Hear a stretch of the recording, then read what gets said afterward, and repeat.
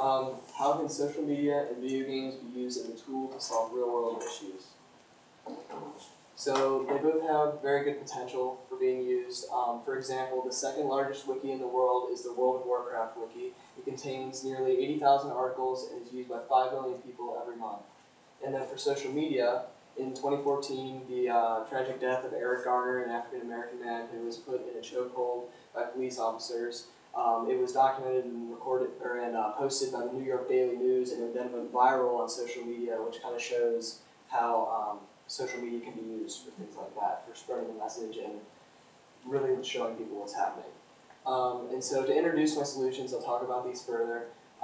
They both can be used and need to be used for political and social dialogue.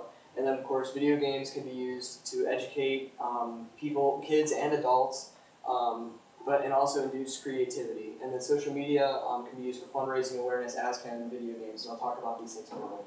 So to start off with video games, according to Tobias Gredemeyer, Sylvia Oswald, and Marcus Bauer, who are all researchers and psychologists, they did a study and determined that pro-social neutral video games, which are more peaceful games, kind of like Minecraft, which I have pictured, can increase empathy and decrease this word they use, Schadenfreude. It's German for basically anti-empathy. Minecraft actually added an update to their game recently with tons of coral reefs and tropical fish, and they did so to raise awareness for our dying coral reefs and our polluted oceans. And even though these pro-social neutral video games increase empathy and therefore the more violent ones don't, the American Psychological Association states that even those violent video games can help with development in children, specifically with health, learning, and social skills. Oh, and then also, on the topic, after Minecraft, there is another game, Assassin's Creed Unity, that takes place in Paris, France, and we all just heard about the Notre Dame fire, and they are donating a ton of money to the reconstruction of that. They made their game free to raise awareness about the culture. And so, what video games can do, I already touched on this, but it can be used for training or education, virtual reality, being immersed in a 3D world, and then this game Peacemaker, where kids get to play, it's an educational tool, kids get to play as different Middle Eastern leaders and kind of figure out how that works. That has ethical implications as well, too, because when you're teaching kids about a place like the Middle East, there's certainly some ethical issues. And then socially, McGonagall's social fabric and her discussion of teamwork and stuff like that that's developed by playing video games. There's this very attractive image of this young man who is experiencing an epic win, and an epic win is kind of an attitude that gamers carry into the real world where you can figure things out. That type of attitude is good. And then, of course, childhood development, which is discussed by the American Psychological Association. And then, of course, ethically, video games can include violence, as I discussed, and then expose issues very bluntly and not really sugarcoat it. It just shows you how it is. So then to move into social media, although online communications is of less personal nature in a virtual world where everything will be virtual, social media should be integrated into interfaith dialogue. And what this means, this is according to Edward Kessler, what this means is that face-to-face conversation is better, but interfaith dialogue can be done on social media. And it should be done on social media.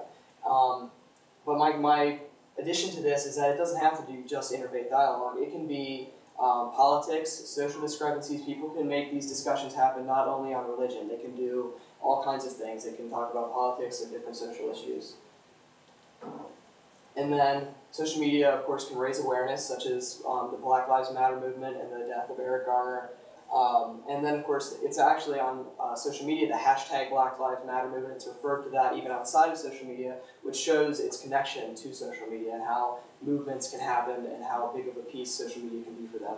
And then this is according to Oxford Academics' Peace Tech article. The instant witnessing of death and protests allowed for producing an instant meteorology and outrage. And what that means is that when people are really able to see things, violent occurrences, death, protests, it strums at their heartstrings. It's a lot different than reading or hearing about it. It can truly understand and visualize what's happening, and it often causes for a much larger impact. And so, of course, some limitations of social media is that it's subject to fallacy. I mean, it's easy to make stuff up, and social media is a great place to put made-up stuff. And then, of course, without facilitation, it can be a breeding ground for toxicity. It's easy to, and we all hear about cyberbullying. It's easy to be mean to people. And then, of course, video games as well because it's a good place for toxicity, and they can be addicting, time wasters. We all hear about video game addiction and childhood obesity from kids playing games too much, and that can be simply solved by moderation, knowing when to stop, and then parents, of course, regulating their kids' time. And then to synthesize the two, clearly raising awareness is kind of a theme that connects them, both of them. But of course, they can educate people on issues, and outside of just social problems, they can educate people, like they can actually teach them things like you would in school. And then problem solving, which would be mainly a video game topic, solving issues. And then political discussion, which both can do, but that's particularly to social media. And so to move into my solutions, I already discussed the Peacemaker game about different Middle Eastern prime ministers, or not, well, prime ministers and other leaders that they have over there.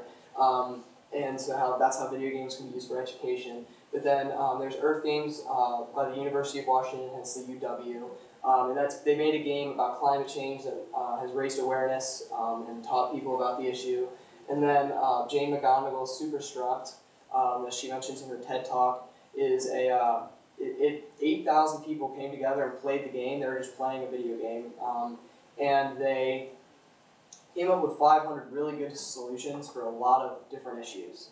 And then for social media, obviously, as can video games, raise awareness and expose problems. And then a political diagram that I kind of came up with when it comes to social media discussion. We all know Snapchat or heard of it, and you earn points by sending and receiving snaps. And so that idea can be applied to political discussion, where if you earn points as you talk to someone about something, it's respectful and peaceful, and you can rank each other based on how well the conversation goes, and you earn points and therefore a better reputation, and then you can communicate with people with that same good reputation, and then you could therefore have more and more productive political conversation instead of dividing on social media, where people kind of often go to their own little sects and talk to only people that agree with them. Something like that could be implemented to avoid that. And that is all. Okay, Connor, a couple questions for you. What evidence did you gather that you didn't use, and why did you choose not to use it? So there's a lot of opinions on this, as I found, and I tried to stay away from some of that, like the angry mom or the angry dad that is tired of their kids playing too many video games, or vice versa. They want them to, play less violent video games, or social media problems, kids getting in trouble there. And there's obviously a lot of opinions that people have on this, and so I tried to stay away from some of that, and I tried to find more statistical research, kind of like the pro-social neutral video game source that was more statistical, and same with the World of Warcraft wiki that I was able to say 80,000 articles and 5 million people. I would give a number to the kind of the way it worked instead of getting the more opinionated answers that you can find in a lot of research on this topic. Good.